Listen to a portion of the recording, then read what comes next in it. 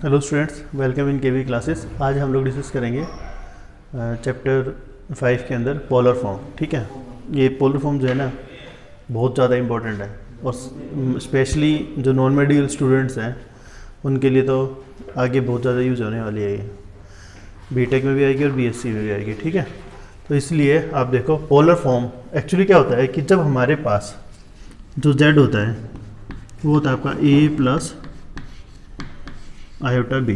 ठीक है, अब यहाँ पर यदि मैं a को पुट कर दूँ r cos theta and b को पुट कर दूँ r sin थीटा, तो z इज इक्वल टू क्या हो जाएगा आपका r cos theta plus r sin theta और यहाँ पर आयोटा भी आएगा। r यदि आप इसमें कॉमन ले लो तो अंदर आएगा cos theta plus iota sin theta. ठीक है, ये तो वैसे तो होती है ट्रिग्नोमेट्रिकल फॉर्म, बट आपको ये बोलते हैं ये पोलर फॉर्म है। ठीक है, तो ये ट्रिग्नोमेट्रिकल फॉर्म हो गई। यदि हम लोग किसी भी z को mod z at angle theta ऐसे लिखते हैं ना, तो this is known as the polar form. But आपके जो सिलेबस में है वो आप इसको ही पोलर फॉर्म कंसीडर करोगे। वैसे ट्रिग्नोमेट्रिकल फॉर्म होती है और एक दूसरी फॉर्म होती है z is equal to mod z into e की power iota theta and this is known as exponential form of a complex number. तो ये अभी आप छोड़ दो, बस आपको जस्ट मैंने बता दिया कि होता क्या है। देखो इसमें भी मोड z निकालना, थीटा निकालना, जस्ट वैल्यू पुट करनी है। तो अभी हमने जो प्रीवियस क्लास थी ना उसके अंदर हम लोगों ने थीटा यानी कि आर्ग्यूमेंट ऑफ z निकालना सीखा था और r क्या होता है आपका मॉडुलस ऑफ z होता है। तो ये दोनों चीज़ें आपको अच्छी तरह से आती हैं जहाँ तक मैं मानता हूँ। ठीक है, तो जो आपका क्वेश्चन नंबर 4 है ना वो कहता है कि -1 प्लस आयोटा है। क्वेश्चन नंबर जो 4 है वो कहता है कि z is equal to -1 plus iota है। ठीक है, तो अब इसके अंदर a इज इक्वल टू क्या हो गया आपका -1, b हो गया आपका 1, तो मोड ऑफ z यानी कि r इज इक्वल टू क्या आएगा under root of a square -1 का स्क्वायर प्लस 1 का square and this will be equal to under root of 2। तो mod z is equal to आ गया अंडर रूट 2।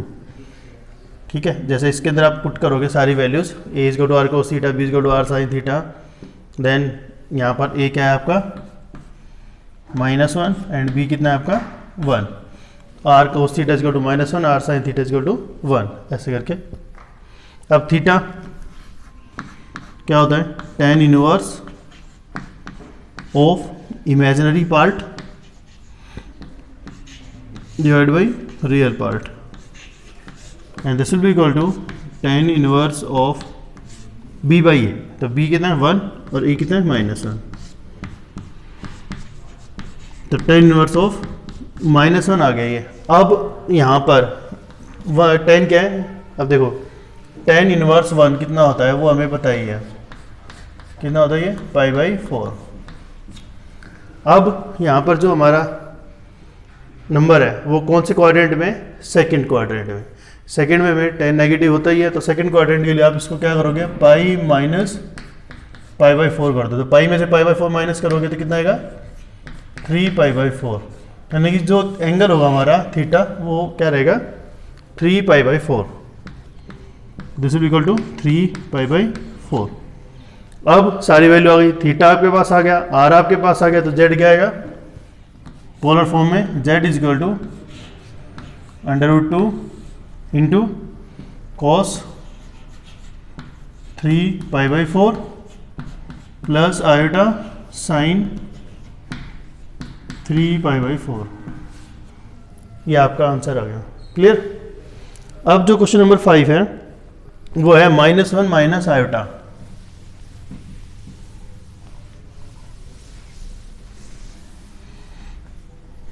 क्वेश्चन नंबर जो 5 दे रहा है वो कहता है कि z इज इक्वल टू है -1 माइनस आयोटा। अब अच्छी तरह से मैंने ये क्वेश्चन भी आपको करवाया हुआ है, इसका थीटा कैसे कैलकुलेट करते हैं। तो उसके लिए आप सबसे पहले आप let -1 is equal to r cos theta, -1 is equal to r sine theta, then z is equal to क्या आएगा आपका r cos theta plus iota sine theta. हमारा एम क्या है, आर और थीटा कैलकुलेट करना। तो आर इज इक्वल टू क्या आएगा, अंडर रूट ऑफ -1 का स्क्वायर प्लस -1 का square and this will be equal to under root of 1 + 1 and under root 2। तो आर हमारा आ गया अंडर रूट 2। ठीक है, अब सेम थिंग हुई, theta is equal to tan inverse of -1/-1 and tan inverse 1।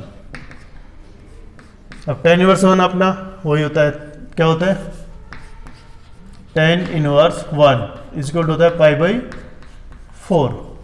अब यहाँ पर देखो जो हमारा पॉइंट है ना, इसको चेक करते हैं हम लोग। तो ये कौन से क्वाड्रेंट में, थर्ड में, और थर्ड में tan हमारा पॉजिटिव होता है। तो थर्ड क्वाड्रेंट के लिए आप इसको लिखोगे π + π/4 and this will be equal to 5π/4। तो थीटा आपका कितना आएगा, जो थीटा आएगा हमारा वो आएगा 5π/4। तो पोलर फॉर्म में क्या हो जाएगा, ये √2 cos 5π/4 प्लस आयोटा साइन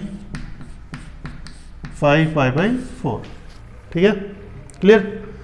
यहाँ पर हमने क्या किया, थीटा की वैल्यू और आर की वैल्यू उसमें पुट कर दी, तो आपके पास ये आंसर आ गया। इसके बाद जो नेक्स्ट क्वेश्चन है आपका,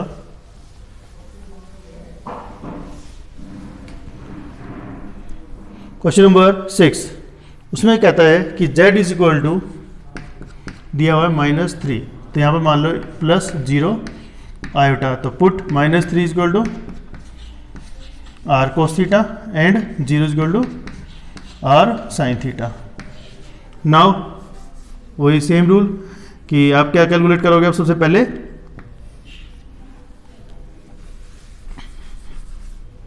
r इज इक्वल टू क्या होता है, अंडर रूट ऑफ -3 का स्क्वायर प्लस 0 का square and this will equal to -3 का स्क्वायर कितना होता है, 9 एंड आंसर इज 3। उसके बाद theta is equal to tan inverse of real part 0 divide by imaginary part -3, तो is equal to tan inverse of 0। अब यहाँ पर हमारे पास 0 डिग्री है, तो tan 0 कब कब होता है, तो 0 पर होता है, एक पाई पर होता है। बट यहाँ पर ये क्या है, नेगेटिव है, नेगेटिव है तो ये लेफ्ट साइड में आएगा, यानी कि इस साइड आएगा ना पॉइंट, इस लाइन पे यहाँ पर, तो एंगल क्या हो गया, पाई। तो इसलिए हम लोग यहाँ पर थीटा क्या लेंगे, पाई। अब आपके पास एंगल आ गया और आर आ गया, तो z इज इक्वल टू क्या होता है, r cos theta plus iota sine theta. उसके बाद पुट कर दो, r क्या है 3 cos pi plus iota sine pi, this is answer. Clear. अब इसके बाद जो नेक्स्ट क्वेश्चन है आपका 7th, वो तो सिंपल है, वो खुद भी कर लेना। 8th डिस्कस करते हैं, उसमें दिया हुआ आयोटा सिर्फ।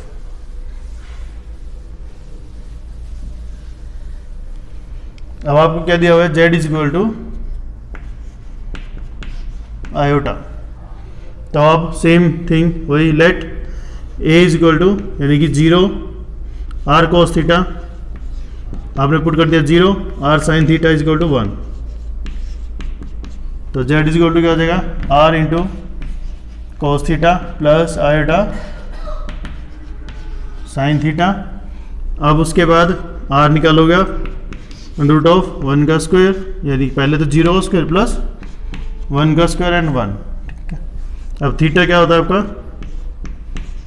tan inverse of imaginary part कितना है 1 और रियल पार्ट क्या है 0, तो आ गया tan इनवर्स ऑफ इन्फिनिटी। अब ये कहाँ पर होता है, ये होता है आपका π/2 पर और 3π/2 पर, बट आयोटा है आपका यहाँ पर प्लस का है, तो यानी कि प्लस का आयोटा कहाँ जाएगा, ऊपर यहाँ पर, और ये एंगल कितना हो गया आपका π/2, तो इसलिए थीटा क्या आएगा आपका π/2।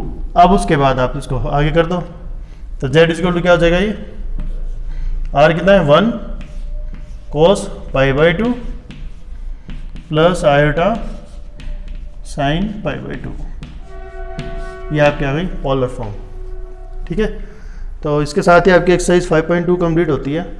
और मुझे लगता है कि अब इसके अंदर कोई ऐसा क्वेश्चन नहीं है जो आप ना कर पाओ, इसलिए 5.2 एक्सरसाइज करो। और कोई डाउट हो तो मुझे कमेंट बॉक्स में या फिर मेरे को व्हाट्सएप नंबर पे पूछ सकते हो। ठीक है, थैंक यू।